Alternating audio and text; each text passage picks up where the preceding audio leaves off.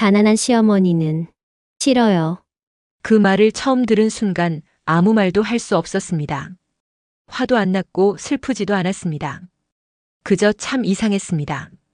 안녕하세요. 마흔 이후 사람 공부입니다. 오늘도 찾아와 주셔서 감사합니다. 구독과 좋아요 눌러주시면 이런 이야기를 더 많은 분들과 나눌 수 있습니다. 저는 그 아이에게 잘해주고 있다고 생각했거든요. 김치 담가서 보내주고 김장철엔 같이 절이고 돌잔치 땐 옷 한 벌 사주지도 못할까봐 적금까지 깨서 보탰습니다. 그 아이가 처음 우리 집에 인사 오던 날 시어머니 같은 분 만나면 참 좋겠다 생각했어요. 웃으며 그렇게 말했었죠. 그 말이 가난한 시어머니는 싫어요로 바뀐 건 겨우 몇 년밖에 걸리지 않았습니다. 그날은 유난히 몸이 무겁고 마음도 복잡했습니다. 그래서 조용히 방 안에 들어가 앉아 있었습니다. 문도 닫지 않았고 불도 켜지 않았습니다.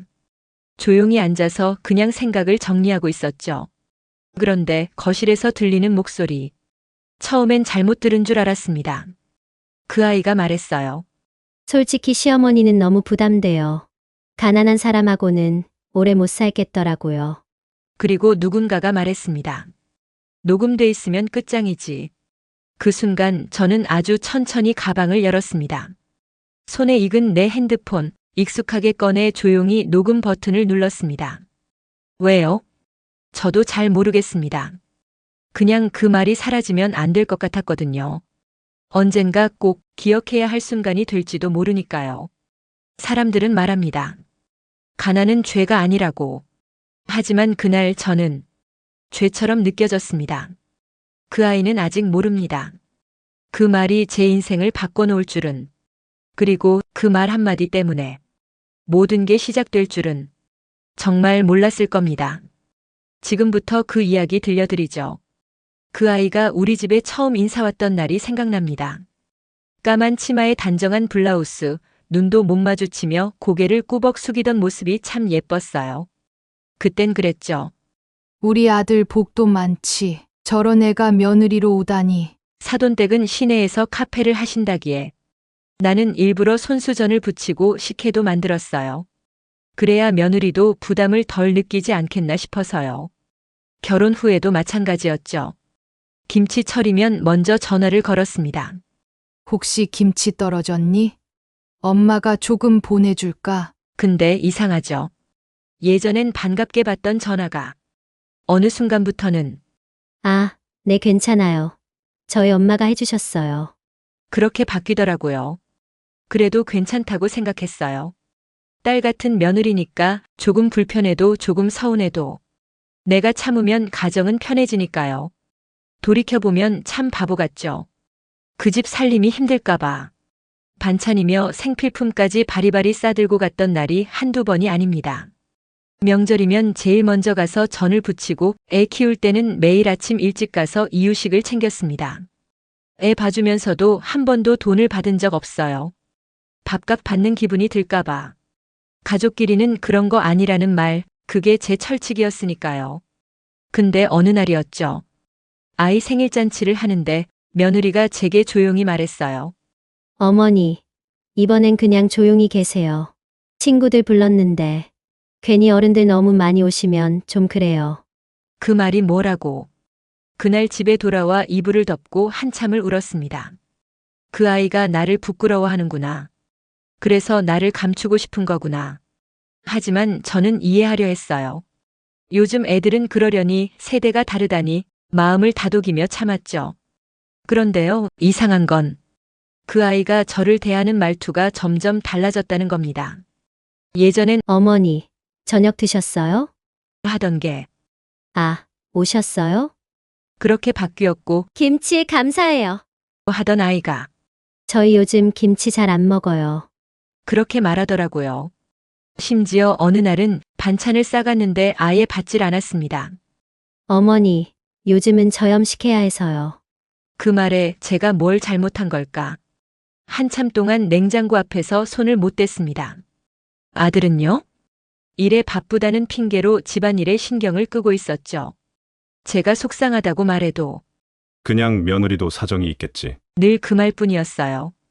제가 그 집을 처음 찾아갔던 날 현관 앞에 제 신발이 놓이는 게 미안해서 뒤꿈치가 다른 헌 운동화를 신고 갔습니다. 남보기에 지저분해 보이면 어쩌나 걱정도 했고요.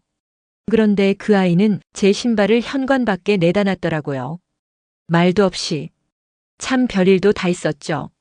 그래도 견뎠습니다. 그 아이가 딸이라고 믿었으니까요.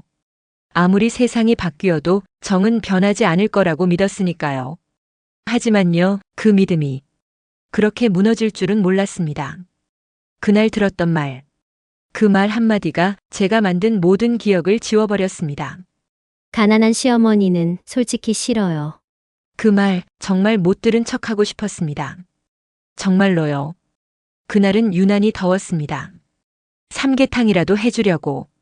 이른 아침부터 장을 보고 땀 흘려가며 준비해서 그 집으로 갔죠. 문을 열자마자 들려온 건 아, 어머니 오셨어요? 그 말뿐이었습니다. 애 안아주지도 않고 짐도 안 받아주고 그냥 또 오셨구나 하는 얼굴이었어요. 밥상이 차려진 후에도 며느리는 휴대폰만 들여다보고 있었고 손주는 나랑 눈도 안 마주치려 했죠. 그 아이가 뭘 보고 컸길래 고작 몇 년 사이에 그렇게 변했을까요?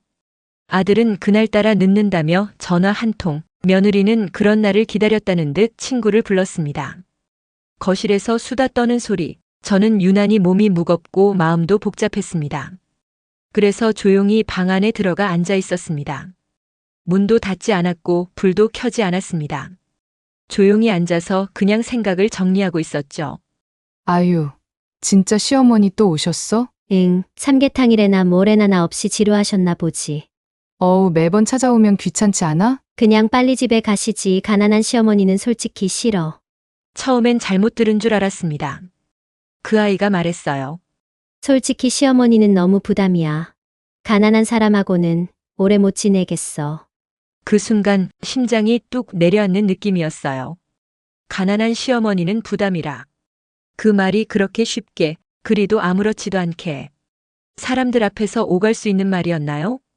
그 아이는 제가 듣고 있을 줄 몰랐겠죠. 문은 열려 있었고 방과 거실은 가까웠지만 제가 거기에 있다는 걸 생각조차 못했던 겁니다. 그게 더 슬펐습니다. 존재를 의식하지 않는다는 것. 그건 그냥 무시보다 더한 방치였습니다. 그리고 누군가가 말했습니다. 녹음돼 있으면 끝장이지. 그 순간 저는 아주 천천히 가방을 열었습니다. 손에 익은 내 핸드폰, 익숙하게 꺼내 조용히 녹음 버튼을 눌렀습니다. 그날 밤 집으로 돌아오는 길, 버스 창밖으로 스치는 불빛들 속에서 저는 처음으로 이런 생각을 했습니다. 내가 혹시 민폐였을까? 아무도 필요로 하지 않는 사람처럼 느껴지는 기분.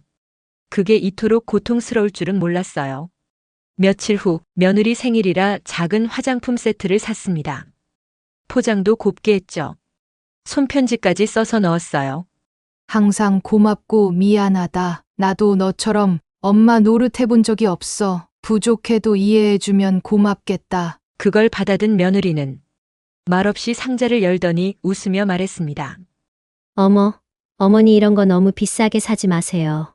지금은 저희가 챙겨드릴 때지. 이런 건 부담이에요. 그 말. 부담이란 단어가 또 나왔을 때 제 안에서 뭔가 하나가 뚝 부러지는 느낌이 들었습니다. 그 애한테 나는 존재 자체가 부담이었구나. 아들은 여전히 아무것도 모릅니다.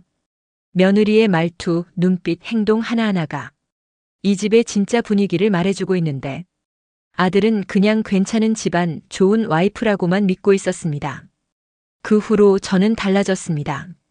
그 집에 자주 가지 않았습니다. 김치도 안 보내고 전화도 줄였습니다. 며느리는 오히려 시원한 듯 보였고 아들은 가끔 어머니, 요즘 너무 조용하세요. 그렇게 말하곤 했죠. 그 말에 저는 웃으며 대답했습니다. 그래야 부담 안 되잖니. 그때부터였던 것 같아요. 그 말들, 그 순간들. 하나하나 제 마음 어딘가에 기록되기 시작한 게 마치 메모장을 넘기듯 작은 일 하나에도 상처라는 글씨가 남았고 침묵 속에서도 제 마음은 조용히 녹음되고 있었습니다. 하지만 저는 그 애의 진짜 모습을 다 안 건 아직도 그날 그 한마디를 들었을 때가 아니었습니다. 진짜 충격은 그 다음에 찾아왔죠. 그날 이후 저는 아무 말도 하지 않았습니다. 어떤 대꾸도 어떤 감정 표현도 하지 않았어요. 그 애가 무슨 말을 하든 그냥 고개를 끄덕이며 웃기만 했습니다. 사람들이 말하죠. 말을 해야 속이 풀린다고. 근데요. 저는 오히려 말이 사라지고 나서야 제 마음이 진짜 어떤지 보이기 시작했어요. 말이 없으니 눈이 더 또렷해졌고 귀가 더 예민해졌습니다. 그 아이의 말투, 표정, 심지어 문 닫는 소리까지도 제겐 다르게 들리더군요. 며느리는 달라진 저를 이상하게 느꼈겠죠. 전에는 김치며 반찬이며 챙겨주던 사람이 어느 날부터 조용히 앉아서 그냥 웃고만 있으니 말이에요. 어머니, 요즘 너무 조용하세요. 어디 아프신 거 아니죠? 그 아이는 그렇게 물었습니다. 저는 웃으며 말했죠. 아니야. 그냥 이제 덜 걱정하기로 했어. 그 말에 며느리는 잠시 저를 바라보더니 곧 아무 일 없다는 듯 대화를 돌렸습니다. 그 표정에서 저는 알았어요. 저를 정말 사람으로 보지 않는구나. 그냥 껍데기만 남은 시어머니일 뿐이라는 걸요. 그 후로 며느리는 점점 선을 넘기 시작했습니다. 전화도 줄었고 명절 인사도 간단한 문자로 때우더군요. 그러다 어느 날 아들 혼자 집으로 찾아왔습니다. 술 냄새가 났고 얼굴은 한껏 지쳐 보였죠. 어머니, 혹시 돈 좀 도와주실 수 있어요? 순간 머릿속이 하얘졌습니다. 이 아이는 몰랐겠죠. 며느리가 저를 어떻게 말했는지, 그 말을 제가 직접 들었는지도. 회사에서 일이 좀 꼬였어요. 당분간 생활비가 많이 빠듯해서. 그 말을 듣고 저는 조용히 고개를 끄덕였습니다. 그래 정 어려우면 생각해 볼게. 대신 돈 얘긴 며느리한테는 하지 말아라. 그날 밤 저는 서랍 깊숙이 넣어두었던 녹음 파일을 다시 꺼냈습니다. 처음으로 다시 듣고 싶었어요. 내가 정말 그 말을 들은 게 맞았는지, 혹시 오해한 건 아닌지. 하지만 아니었습니다. 선명했어요. 그 아이의 목소리, 그 어조, 그 말투. 가난한 시어머니는 솔직히 싫어. 그 말은 들어도 들을수록 마음을 베었습니다. 단어 하나하나가 칼날처럼 날카롭게 제 가슴을 긋고 지나갔습니다. 그때 처음으로 이런 생각이 들더군요. 내가 왜 이걸 그냥 듣고만 있었을까? 왜 나는 늘 말없이 참고만 있었을까? 그런데 이상하게도 그 순간부터 마음이 가라앉기 시작했습니다. 분노 대신 결심이 생겼어요. 누구에게 보여주려고도 복수하려고도 아니었어요. 단지 나 스스로에게 증명하고 싶었습니다. 나는 분명히 최선을 다했고 가장 조용히 가장 오래 참은 사람이라는 걸요. 며느리의 말은 그저 말이었을지 모르지만 내게는 남은 생을 바꿔놓을 열쇠가 됐습니다. 그래서 저는 그 파일을 따로 보관하기 시작했습니다. 휴대폰이 바뀌어도 메일함에도 저장하고 USB에도 따로 옮겨두었죠. 그 누구도 모르게, 그 누구에게도 말하지 않고. 그날부터 저는 기억이 아니라 기록을 남기기로 했습니다. 언젠가 그 말이 다시 필요해질지 모르니까요.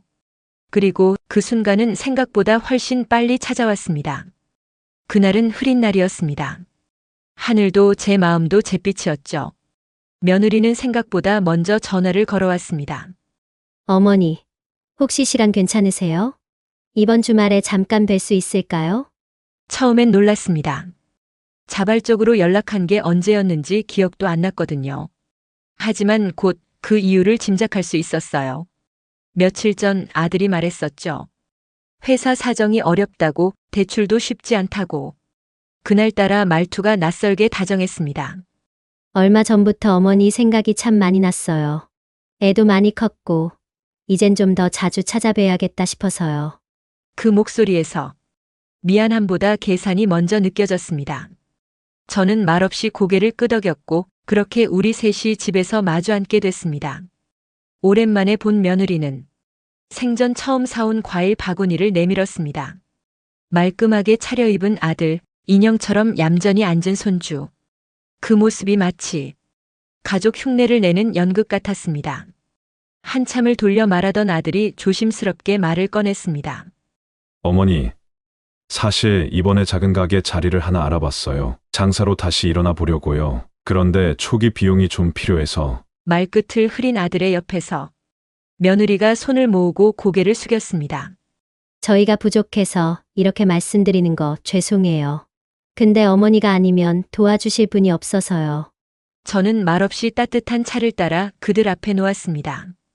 그리고 조용히 방으로 들어가 작은 태블릿 하나를 들고 나왔습니다. 차 마시기 전에 이거 하나만 같이 듣자. 며느리는 고개를 갸웃했지만 아들은 아무 의심 없이 고개를 끄덕였죠. 그리고 조용히 재생 버튼을 눌렀습니다. 아, 진짜 시어머니, 또 오셨어. 아니, 뭐 매번 반찬 싸들고 오시는 건 좋은데, 솔직히 부담스러워. 가난한 시어머니는 진짜 싫지 않냐? 지금이 무슨 시대야. 우린 우리 살기도 벅찬데. 왜 그런 사람들까지 챙겨야 해? 그 순간 방 안의 공기가 얼어붙었습니다. 며느리의 얼굴은 사색이 되었고 아들은 입을 열지도 못한 채 저를 바라봤습니다. 그 목소리, 그 말투, 명백히 며느리 본인의 것이었습니다. 며느리는 입술을 떨며 말했습니다.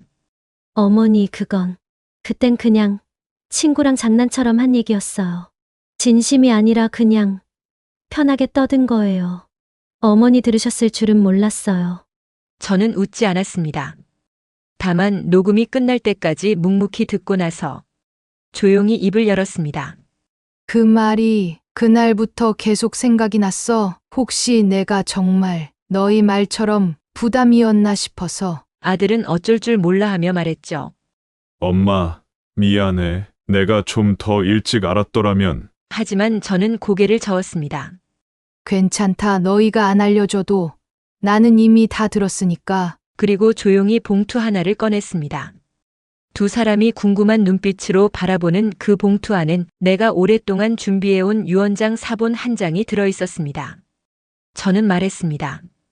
혹시라도 나중에 왜 그렇게 하셨냐고 묻는 날이 올까봐 이건 내가 나를 위해 남겨놓은 대답이야. 그리고 그 봉투를 내 손으로 찢어버렸습니다. 그날 밤 저는 오랜만에 오래된 통장을 꺼냈습니다. 빛바랜 예금 통장, 낡은 공책 한 권, 그리고 병원 영수증이 끼워진 자산 목록표. 그 속엔 제 인생이 있었습니다. 20살에 시집 와서 남편 장사 망한 뒤로 혼자 밤낮으로 일하던 시절, 재래시장에서 튀김 팔고 공장 청소, 병원 식당 일까지 닥치는 대로 했습니다. 그렇게 모은 돈으로 허름한 건물 하나 샀고 1층은 세줬고 2층은 제가 식당을 차렸죠. 혼자 주방을 지키며 20년을 불 앞에서 살았습니다. 그 건물이 지금은 상가 재개발 구역 안에 들어섰고 그 옆에 소리 소문 없이 작은 건물 하나 더 제 명의로 있습니다. 그 누구에게도 말한 적 없었습니다. 그 누구에게도 티를 내지 않았죠. 왜냐고요? 돈보다 무서운 게 돈줄로 보이는 사람이라는 걸 저는 누구보다 잘 알고 있었거든요. 저는 그냥 조용히 살고 싶었습니다. 누구 눈치도 보지 않고 필요할 땐 아들한테도 며느리한테도 기꺼이 손 내밀 수 있는 당당한 노인으로요. 그런데 말이에요. 그 애의 말은 그 모든 걸 무너뜨렸습니다. 가난한 시어머니는 솔직히 싫어요. 그 말은 단순한 생각이 아니라 그 아이의 기준이었고 사람을 구별하는 잣대였습니다. 그 잣대 아래서 저는 도움이 안 되는 사람으로 분류된 거죠. 그래서 결심했습니다. 내가 가진 건 가난하다는 이유로 버림받을 수 있는 것들이 아니라 그들을 시험할 수 있는 마지막 기회라는 걸요. 며칠 뒤 저는 법무사 사무실을 찾아갔습니다. 지금까지 써놨던 유언장을 새로 고쳤습니다. 아들 이름을 지우고 며느리 이름도 뺐습니다. 그 대신 오래된 친구 하나를 상속 관리인으로 세우고 제 돈 일부는 청년 창업재단과 노인복지센터에 기부하도록 정리했습니다. 그리고 남은 전 재산의 주인은 시집도 안 간 제 막내딸이었습니다. 늘 조용히 살며 명절에도 엄마 혼자 계시지 말고 우리 집 오세요. 하던 아이. 김치 하나 챙겨주면 고맙다고 몇 번이나 인사하던 딸. 그 아이만큼은 내가 가진 걸 부담으로 생각하지 않았으니까요. 며느리와 아들은 그저 제가 가난할 거라 생각했겠죠. 그래서 그 말이 쉽게 나왔던 걸 겁니다. 하지만 인생은요, 누가 가진 게 많으냐보다 누가 사람을 지켜보는 법을 아느냐가 더 중요하더군요. 그날 이후 며느리는 몇 번이나 전화를 했습니다. 아들은 한 번만 더 만나자고 했고 심지어 손주까지 데리고 찾아왔습니다. 하지만 저는 더 이상 문을 열지 않았습니다. 그들을 벌주려는 게 아니었어요. 다만 그들이 내렸던 판단이 어떤 결과를 가져오는지 그대로 보여주고 싶었을 뿐입니다. 세상엔 말보다 무서운 게 있습니다. 그건 말없이 바뀌는 태도이고 그걸 끝까지 지켜보는 기억입니다. 그날은 비가 내렸습니다. 창밖에 떨어지는 빗방울 소리를 들으며 저는 조용히 꽃잎을 따고 있었습니다. 올해도 잘 피워준 화초들, 그 아이들과 나눈 시간이 요즘 제겐 참 위로가 되거든요. 현관벨이 울렸습니다. 한참을 망설이다 문을 열자 그 아이들이 서 있었습니다.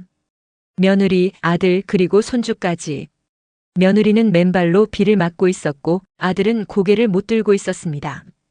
그 눈빛에서 이제야 무게를 안 사람들의 후회가 보였습니다. 어머니 죄송해요. 정말 너무 늦었지만 그땐 왜 그랬는지 지금도 이해가 안 될 만큼 어리석었어요.